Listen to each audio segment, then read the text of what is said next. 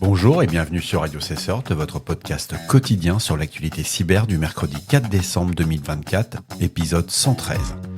Je suis Marc-Frédéric Gomez, en direct d'Île-de-France. J'espère que vous allez bien. Au programme aujourd'hui, l'Inde renforce ses capacités face aux cybermenaces. L'Inde a mis en œuvre des initiatives pour protéger ses infrastructures critiques et contrer les cyberattaques. Les États-Unis publient des directives contre les menaces liées à la Chine. Une collaboration entre l'agence américaine, la CISA, et ses partenaires internationaux pour contrer les compromissions des réseaux critiques par des acteurs affiliés à la République populaire de Chine. Stoli USA dépose le bilan après une attaque par ransomware. L'analyse a paralysé les systèmes critiques du fabricant de vodka, entraînant d'importantes perturbations. Mais il y a un petit peu de géopolitique. Apple accusé d'espionner ses employés via iCloud. Une plainte en Californie dénonce des pratiques de surveillance intrusive par le géant de la technologie. Et enfin, une excellente nouvelle, Europol démantèle un service de messagerie chiffrée utilisé par des criminels. Cette opération internationale cible Matrix, une plateforme de communication exploitée pour des activités illégales. Bien entendu, vous retrouverez tous les liens qui m'ont permis de faire cette revue d'actualité dans la description de cet épisode. L'Inde a annoncé renforcer ses capacités de cybersécurité pour contrer les menaces croissantes dans le domaine cyber. Alors, ce sont plusieurs initiatives et agences qui ont été mises en place pour protéger des infrastructures critiques et assurer la sécurité nationale. Ces 5 agences vont rejoindre cette initiative, mais ce ne sont pas des nouvelles agences. Ils vont mutualiser. Et ce qui est assez intéressant, c'est que la première agence, c'est l'Indian Cybercrime Coordination Center, c'est l'I4C. Donc, c'est une agence qui date de 2020. Elle est vraiment dédiée pour lutter contre la cybercriminalité. La deuxième agence, c'est la NC2IPC. Elle se concentre sur la protection des secteurs essentiels tels que l'énergie, les services financiers, les OIV en un mot. La troisième agence, c'est le CERT India, qui lui existe déjà depuis 2017 et qui avait déjà lancé d'autres initiatives. Il y a la Defense Cyber Agency, liée à tout ce qui est les systèmes de défense et militaires. Et enfin, la National Cyber Coordination Center, ce qu'on appelle le N3C. Et celle-ci, elle est déjà un peu plus vieille, elle date aussi de 2017. Donc toutes ces initiatives qui avaient été lancées individuellement ont montré que l'Inde avait besoin de renforcer sa posture.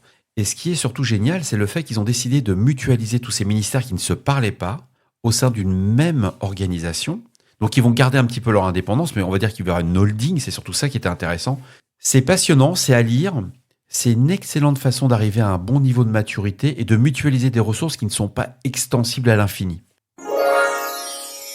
Hier, le 3 décembre 2024, l'agence américaine, la CISA, en collaboration avec la NSA, le FBI et des partenaires internationaux, ont publié des directives conjointes intitulées EANSET Visibility and Hardening Guidance for Communication Infrastructure. Cette initiative fait suite à la compromission des réseaux de plusieurs fournisseurs mondiaux de télécommunications par un acteur affilié à la République populaire de Chine, menant une vaste campagne de cyberespionnage. Ce qui est hyper intéressant, c'est que toutes ces agences ne se parlent pas entre elles. Et là, elles ont décidé de faire un document commun avec des IOC, etc. C'est vraiment passionnant parce qu'on se rend compte que quand il y a une attaque par un acteur étatique, on a le choix. Soit on dit rien, soit au contraire, on va partager l'info et on va faire en sorte qu'ils ne puissent plus le faire. Et les opérateurs de télécommunications qui ont été visés, au début, il y a eu les États-Unis, il y a eu l'Angleterre, etc. Et là, tout le monde va se mettre autour de la table et dire « Stop, on arrête. La Chine va arrêter de nous espionner. » Donc, ces acteurs affiliés à la République populaire de Chine, qui ont ciblé les infrastructures de télécommunications, ont exploité des vulnérabilités connues dans les équipements réseau. On en a largement parlé lors de nos précédents épisodes. Ils ont utilisé des techniques telles que l'exploitation de failles de sécurité non corrigées, utilisation d'informations d'identification, donc ce qu'on appelle les fameux comptes. C'est une collaboration internationale qui souligne l'importance de la vigilance et de la mise en œuvre de mesures de sécurité renforcées pour protéger les infrastructures de télécommunications contre les cybermenaces persistantes, les fameuses APT. C'est vraiment à lire, c'est très instructif. On voit qu'on est en train de monter à un nouveau cran entre ce que fait en train de faire l'Inde et là, la CISA. L'information, on ne la garde pas, on la partage. Tant pis pour les espions chinois.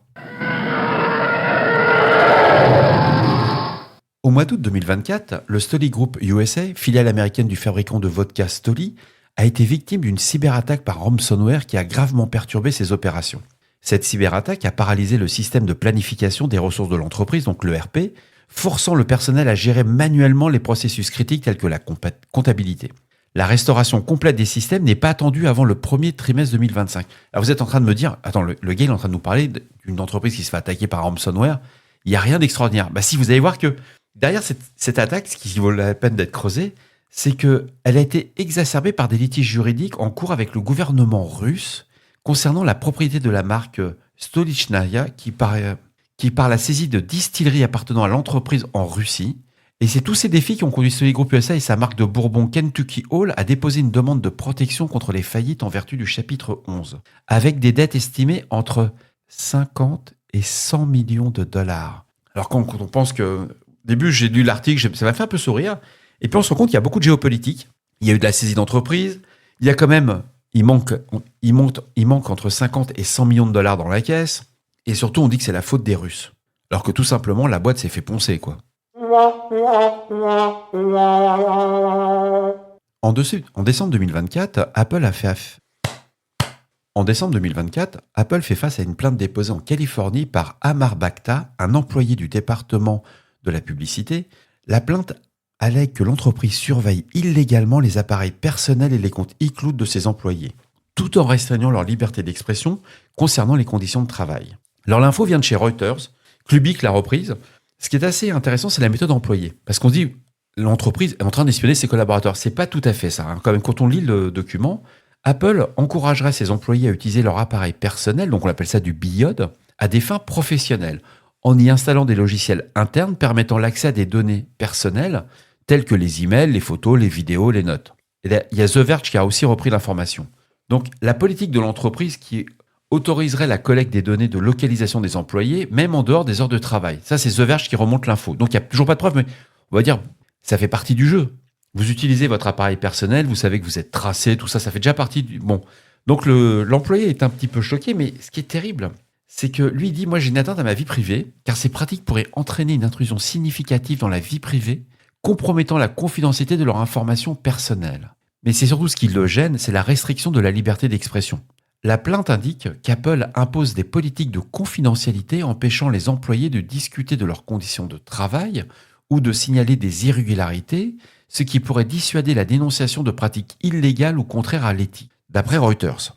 Bon, il n'y a rien de nouveau, quoi. Quand vous travaillez dans une entreprise, vous avez ce qu'on appelle un devoir de loyauté. Et si vous n'êtes pas content avec les conditions de travail, il y a les prud'hommes. Hein. Mais bon. Donc, il accuse Apple d'avoir mis en place des politiques permettant la surveillance physique, vidéo et électronique des employés, y compris dans leur bureau à domicile. Et de plus, il accuse que Apple encouragerait l'utilisation de comptes iCloud personnels pour le travail. L'entreprise pourrait accéder ainsi à des données sensibles stockées sur ses comptes, d'après Reuters. Bon, bien entendu, Apple a répondu. Apple nie catégoriquement ces accusations, affirmant que les allégations sont sans fondement et que les employés sont formés annuellement sur leur droit à discuter de leur salaire, horaires et conditions de travail. Ça s'appelle l'entretien de fin d'année.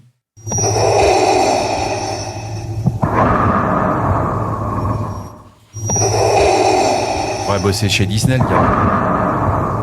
On a une excellente nouvelle. On a appris hier qu'une opération internationale coordonnée par Europol a conduit au démantèlement de Matrix, un service de messagerie chiffrée utilisé par des réseaux criminels, pour faciliter diverses activités illégales, notamment le trafic de drogue et d'armes. La méthode employée par les cybercriminels, c'était qu'ils utilisaient une plateforme qui s'appelle Matrix pour communiquer en toute confidentialité, profitant de son chiffrement avancé pour échapper à la surveillance des forces de l'ordre.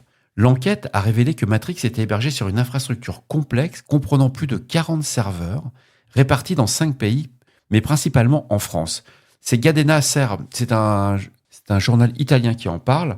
L'utilisation de Matrix a permis à des groupes criminels d'organiser et de coordonner des activités illicites à grande échelle, rendant les enquêtes plus difficiles pour les autorités.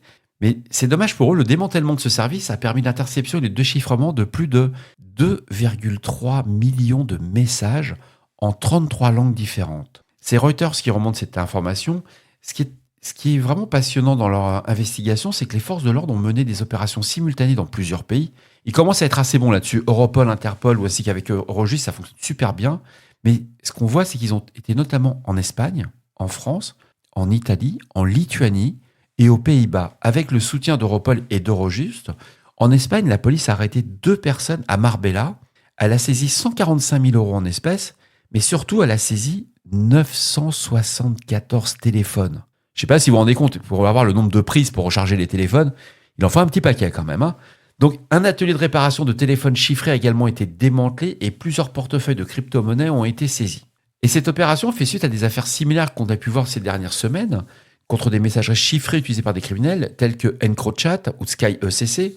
Et ça démontre toujours l'engagement continu des forces de l'ordre. Il y a le temps judiciaire, il y a le temps cyber. Nous, dans le cas de la cyber, on veut réagir tout de suite, immédiatement.